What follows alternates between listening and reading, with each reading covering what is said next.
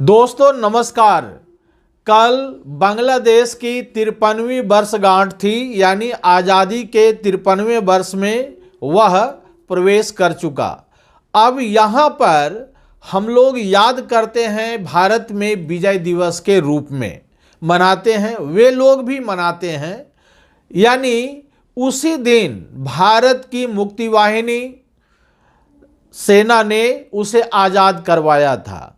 अब प्रश्न उठता है कि भारत ने आज़ाद तो करवा दिया और भारत के साथ अभी यूनुस सरकार यानी मोहम्मद यूनुस की सरकार ने पंगा ले लिया है। एक तरफ से भारत को कहा जाता है कि हम 24 घंटे में तुम्हें रगड़ करके रख देंगे, दिल्ली पर कब्जा कर लेंगे, हमारे पास 12 लाख है, 12 करोड़ हैं तो 12 दूनी 24 करोड़ हाथ है, तो ये हम फिर बंगाल ले लेंगे, उड़ीसा ले लेंगे, बिहार ले लेंगे, आदि आदि, माने जितनी मुंह उतनी बातें हो रही है।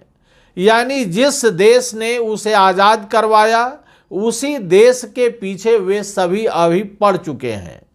जिहादी तत्व वहाँ नंगा नाच कर रहे हैं, नो डाउट। अब प्रश्न उठता है कि इसके एवज में भारत क्या कर रहा है। भारत कुछ नहीं कर रहा है। भारत केवल और केवल 20 जनवरी का इंतजार कर रहा है कि 20 जनवरी तक में ये बाइडेन प्रशासन जब खत्म हो जाएगा तो कुछ भारत को रियायत मिलेगी। रियायत का मतलब ये नहीं कि ट्रंप आएंगे तो सब कुछ दे देंगे, वह नहीं।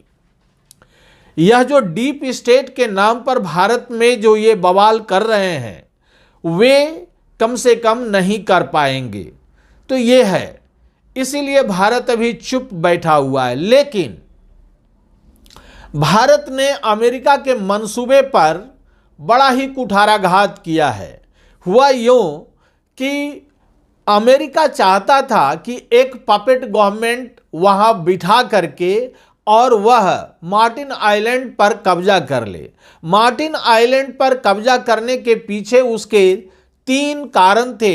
सबसे पहला, भारत के नॉर्थ ईस्ट पर वह नज़र रखेगा, म्यांमार पर नज़र रखेगा और फिर चीन पर नज़र रखेगा। यानी तीनों चीज़ें वह एक साथ करने के लिए एकदम तैयार बैठा हुआ था और इंडियन ओशन पर तो वह धीरे धीरे आ ही जाता।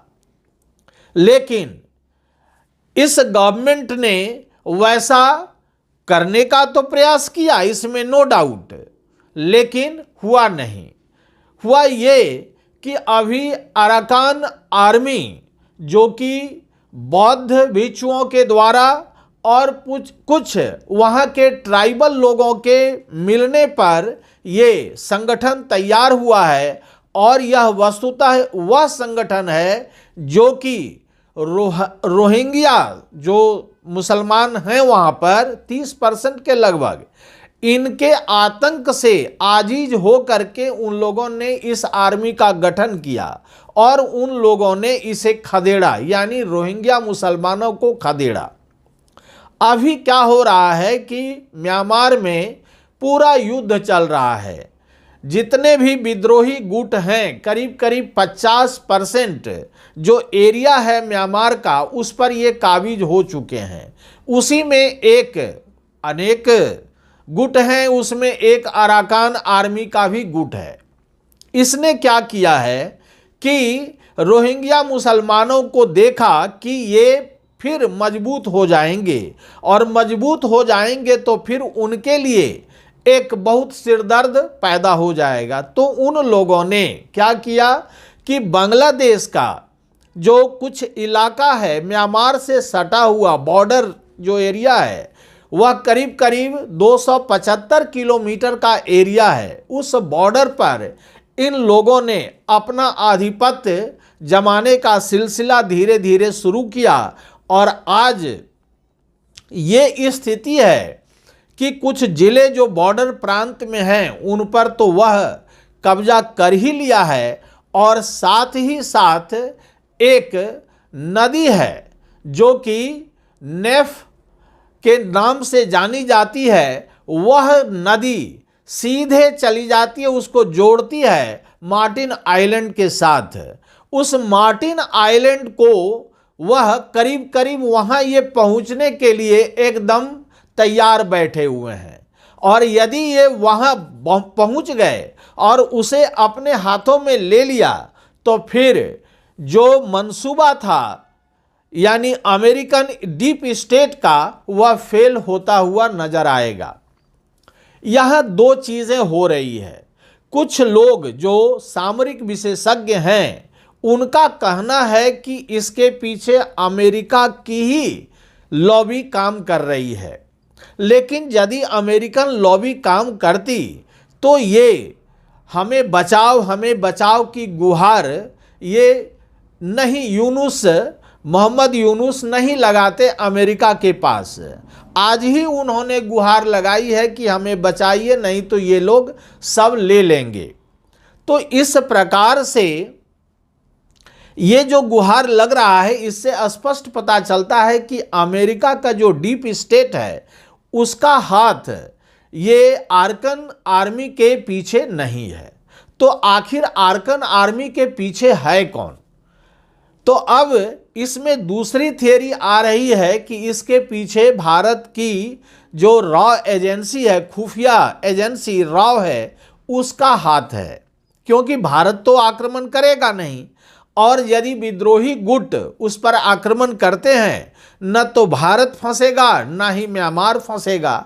विद्रोही गुट तो विद्रोही गुट होते हैं। तो इस प्रकार से यह ऐसा काम हो रहा है आर्कन आर्मी के द्वारा।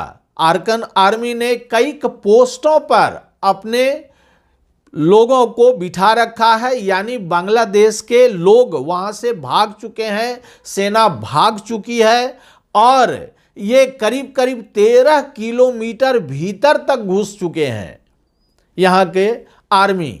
तो इस प्रकार से गोलाबारी बहुत ज़्यादा हो रही है, और इसलिए यहाँ पर भारत को नुकसान भी हो रहा है। भारत को नुकसान ये हो रहा है कि जो पोर्ट भारत यूज कर रहा था और वहाँ से माने अरबों की संपत्ति, अरबों का जो व्यापार होता था, माने हमारे देश में पहुँचाया जा रहा था, हमारे ही देश में, उसी रूट से, वह रूट अभी बंद हो गया है, चूंकि दोनों तरफ से गोलाबारी पूरा हो रहा है। हालांकि बैकफुट पर हैं ये बांग्लादेशी, बैकफुट पर हैं। बांग्लादेश के जो आर्मी जो कहा करते थे कि हम तुरंत 24 घंटे में कब्जा कर लेंगे, ये कब्जा कर लेंगे, वो कब्जा कर लेंगे, ऐसा कुछ भी नहीं है। यदि कब्जा कर ही लेना था तो आर्कन जो आर्मी है, आर्कन की आर्मी, उससे आप तुरंत पीछे क्यों भाग रहे हैं? उसका सामना क्यों नहीं कर पा रहे हैं? नहीं कर पाएंगे ना ये। तो ऐसा बताया जा रहा है कि इसके पीछे राव का हाथ है। तो राव इस प्रकार से ऐसा नहीं करता है, वो हमेशा इनकार कर रहा है कि हम इसके पीछे नहीं हैं। हमें यदि करना होगा तो हम सबके सामने से करेंगे, हम पीछे हट करके और पर्दे के पीछे से ये सारी क्रियाकलाप में हम लोग संलिप्त नहीं रहते हैं। तो ये सारी चीज़ें यदि आप देखिए तो यहाँ उसका जो मंसूबा था, अमेरिका के डीप स्टेट का जो मंसूबा था, वह एकदम फेल होता हुआ नज़र आ रहा है। भारत ने उनके मंसूबों पर ढेर सारे पानी फेर दिए हैं। और दूसरी प्रकार से यदि आप देखिए आर्कन आर्मी का, तो वह ऐसा रगड़न पैदा कर रही है, ऐसा रगड़ रही है कि इनके लिए अब न भूतो न भविष्यतो, कभी इन लोगों ने सोचा नहीं होगा कि ऐसी स्थिति होगी। देखिए भारत और बांग्लादेश के संबंध पिछले कितने दिनों से, करीब करीब 40-50 वर्षों से बहुत अच्छे चले आ रहे थे। बीच में कुछ खालिदा जिया वगैरह की सरकार आई तो उसमें यहाँ पर दिक्कत हो रही थी, लेकिन अभी माने दोनों के संबंध इतने खराब स्तर पर पहुंच चुके हैं कि उसका वर्णन नहीं है। अब इंडिया चुपचाप अभी लगाने में ही अपनी भलाई समझता है, क्योंकि डीप स्टेट अभी 20 जनवरी तक पूरा यहाँ कुछ न कुछ मने खुराफात करने के फेर में रहेगा, इसमें दो राय नहीं है। देखिए इससे फायदा क्या हुआ? फायदा तो किसी को कुछ नहीं हुआ। चुनाव कराने के लिए लोग कह रहे हैं, लेकिन चुनाव कराने के लिए मोहम्मद यूसुफ ने कहा है, यूनुस ने कहा है कि भाई हम कब करेंगे, तो यह 2025 के फर्स्ट वीक में या प्रथम या द्वितीय तिमाही में हम कर सकते हैं। यानी वह ठंडे बस्ते में इसे डालने का एकदम पुरजोर प्रयास करके रखे हुए हैं। वहाँ के लोगों की स्थिति जो खबरें निकल करके आ रही है, लोग गार्बेज से, है ना, वह माने भूखे नंगे लोग वहाँ से चुन चुन करके भोजन निकाल रहे हैं और खा रहे हैं। ये स्थिति आ गई है। लोगों की महंगाई की मार ऐसी है कि लोग माने कोई भी सामान खरीदने के लिए तरस रहे हैं। वही स्थिति हो रही है जो पिछले समय में और आज भी वहाँ पाकिस्तान में हो रही है।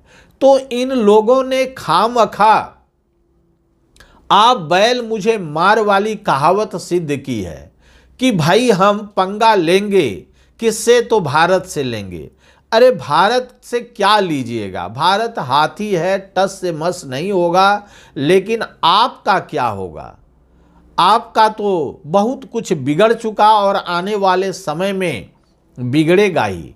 जब से बांग्लादेश ने हिंदुओं पर अत्याचार शुरू किया है, मारना काटना सब कुछ शुरू किया है, भारत ने पहले तो सोचा था कि इस पर हम जवाब देंगे, लेकिन भारत के ही निजी मीन्स जितने आंतरिक चीज़ें हैं उसमें डीप स्टेट इस प्रकार से कार्यवाही कर रहा है कि भारत अभी सशंकित है। हमारे शेयर बाजार को वह एकदम उठा करके पटकने के फेर में है। शेयर बाजार यानी भारत के विकास में वह हर समय, यानी वह का मतलब अमेरिका, हर समय बाधा डालने की कोशिश कर रहा है। हमारे रेलवे और हमारे जो माने पेट्रोलियम पदार्थ हैं उनका, फिर हमारा HAL हिंदुस्तान एरोनॉटिक्स लिमिटेड, उनके शेयर को नीचे गिराने के लिए क्या क्या नहीं खुराफात ये लोग कर रहे हैं। ये लोग चाह रहे हैं कि भारत की इकोनॉमी किसी न किसी प्रकार से नीचे आ जाए, भारत कमज़ोर हो जाए, लेकिन वैसा कुछ होने को नहीं है। आप करते रहिए, ठीक है। इसीलिए पब्लिक ने हराया भी है बढ़िया से। और अब आप 20 के बाद जो आप सपना देख रहे हैं कि हम फिर आएंगे, इमरजेंसी लागू करेंगे और फिर हम आ जाएंगे, ऐसा होने से रहा। यानी अब बांग्लादेश तो गया ही, सेंट मार्टिन आइलैंड गया ही, आपके हाथ में कुछ लगने को नहीं है। भारत इसका इलाज करेगा, बांग्लादेश का इलाज भारत करेगा, हर तरह से करेगा। 3 तरह से तो भारत से घिरा हुआ है। एक तरफ जो था वह समुद्र की ओर, वह चौथे तरफ से आर्कन आर्मी उसको सीधा कर देगी। इस प्रकार से बांग्लादेश सीधा होगा, आपका मार्टिन आइलैंड चला गया और आप भी सीधा हो जाइएगा, इसमें दो राय नहीं है। तो इस वीडियो में इतना ही। हमारे दर्शक, आप बताएं मुझे कि आपको यह वीडियो कैसा लगा, और साथ ही साथ आपसे निवेदन है कि आप इस वीडियो को लाइक करें, शेयर करें और इसे सब्सक्राइब जरूर से ज़रूर करें। धन्यवाद।